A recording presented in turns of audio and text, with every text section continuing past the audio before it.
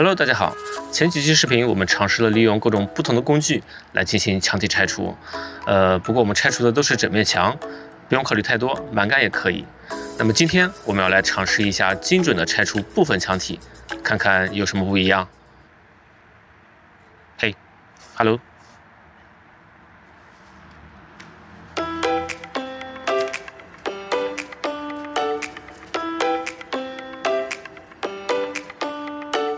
我们今天的目标是这堵墙，它其实相当于通往阳台的这部分。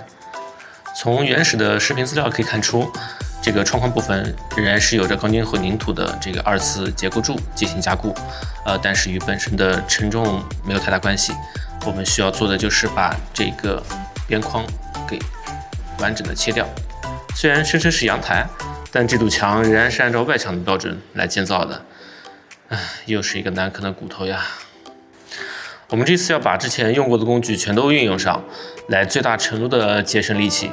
首先要先破坏掉水泥砂浆层，由于这堵墙是按照外墙标准去建造的，所以表面有保温层。我们先来把保温层给去除掉。去除保温层可以说是整个过程中最轻松的环节了。你只需要有一把撬棍。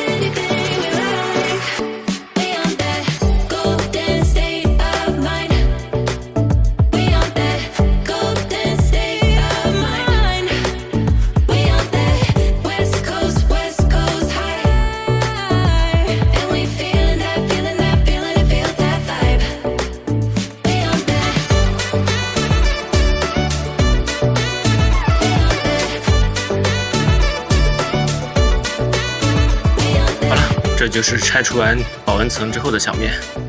这个保温层如果不拆的话，待会儿拆墙的时候一定会非常费劲，而且我们的这个切割机切割深度也会变得很浅啊，所以第一步一定要先把它给拆掉。那我们今天重点就是把这个2次结构柱能够把它给切平。好，接下来我们要把这个窗框上面残留的一些材料把它给去除掉。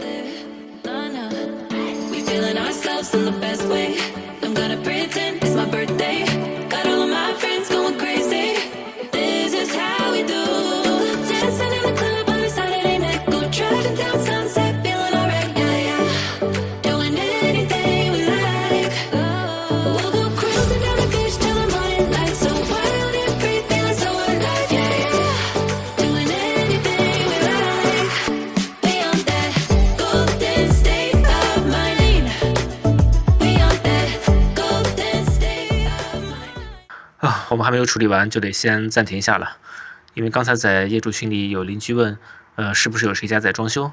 他家里有2个小朋友，因为得了流感正在休息，刚睡着，希望我们能够晚一点再施工。虽然我们现在正在合理的施工时间范围内，但是小朋友的休息更重要，所以我们先暂停一会儿。其实我们现在的进度是有一点严重滞后了。我刚开始预期的拆除时间大概在2个星期。结果现在已经过去1个月了，我们还没有拆除完。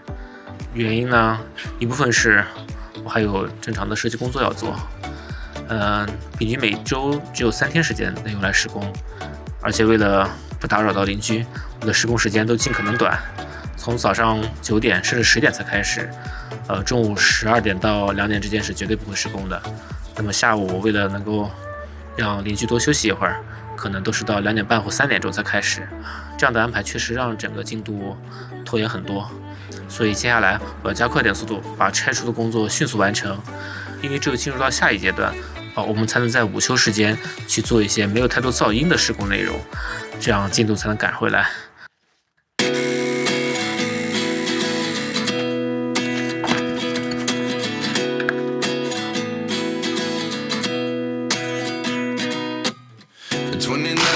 find myself wondering what did happen to the last 10.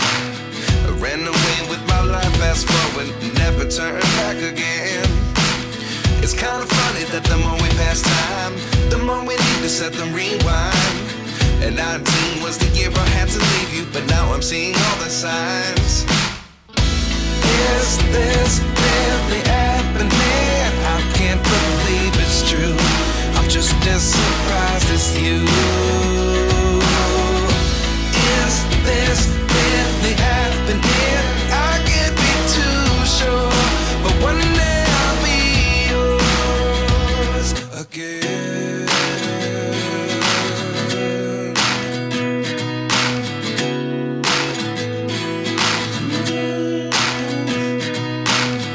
Life lessons come one in a dozen. The other 11 get something from nothing.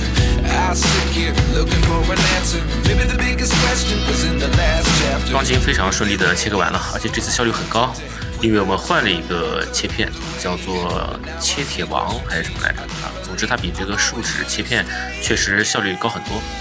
有兴趣的不妨试一试。那么我们刚准备去开始拆除墙体，又有邻居来说这个家里有小朋友甲流正在休息，希望我们能稍微迟一点。最近得甲流的小朋友确实很多啊，大家一定要多注意。那么我们稍微再休息1个多小时，继续开始。今天必须把矮墙部分拿下。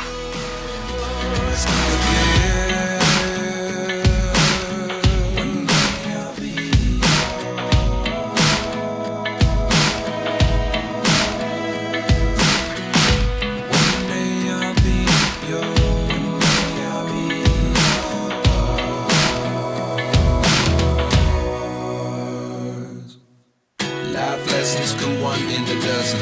The other 11 give something from nothing. Life lessons come one in a dozen. The other 11 give something from nothing. Life lessons come one in a dozen. The other 11 give something from nothing. Life changes just open the door.